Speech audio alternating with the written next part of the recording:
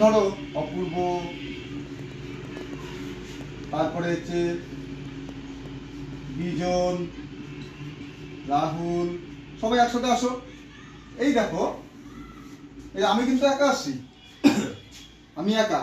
যখন ইংরেজির একটা বিষয় আছে আমাদের 19 বইয়ে, যে যখন কোনো একটা মাত্র নির্দিষ্ট বস্তুকে বোঝানো হবে সেখানে আমরা কি লিখবো, আর যখন অনেকগুলো বস্তু বোঝাবে বা ব্যক্তিকে বোঝাবে তখন আমরা কি বলবো।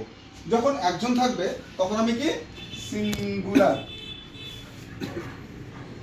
আর যখন অনেকজন থাকবে তখন কি লিখবো আমরা প্লুরাল, তাই তো? তাহলে কি বললাম আমি, যখন একটা মাত্র বস্তু থাকবে তখন হবে সিঙ্গুলার, যখন অনেকগুলো বস্তু থাকবে তখন হবে প্লুরাল। দেখো আমি একটা ছবি আঁকছি, দেখে নাও। এখানে কয়টা গাছ আছে? একটি গাছ। এবার অন্যদিকে দেখো আমি কতগুলো গাছ আঁকছি, ঠিক আছে? দেখো তাহলে আমি এখানে কি বসাবো আর এখানে কি বসাবো? যেহেতু একটা মাত্র জিনিস আছে তখন আমি টি আর ডবল ই লিখবো, কিন্তু যখন অনেকগুলো জিনিস থাকবে তখন আমি কি লিখবো জানো? টি আর ই ই এস, ট্রিস। কেন ট্রিস হলো? যখন সিঙ্গুলার হবে তার পিছনে এস বা ইএস যুক্ত হবে না, কিন্তু যখন প্লুরাল হবে তখন এস বা যে আমাদের ওভারটা থাকবে তার সঙ্গে এস বা ইএস যুক্ত হবে, ঠিক আছে? আমি আরো একটা দিচ্ছি, এটা মুছে দিচ্ছি, দেখো গাছের ছবিটা মুছে দিচ্ছি।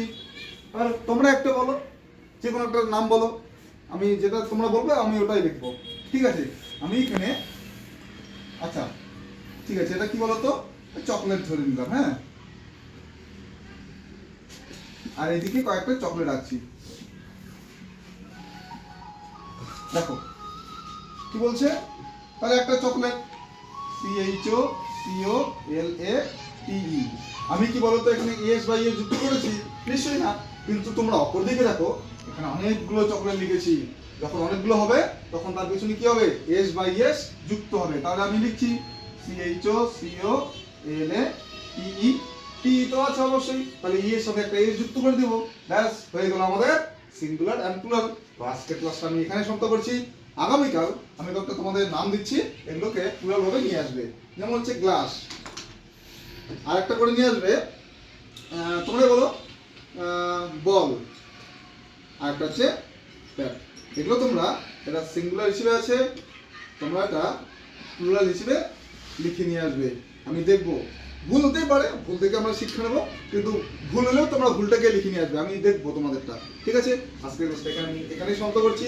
আগামীকাল আমরা এই বিষয় সম্পর্কে আবার বিস্তারিত আলোচনা করবো। ভালো।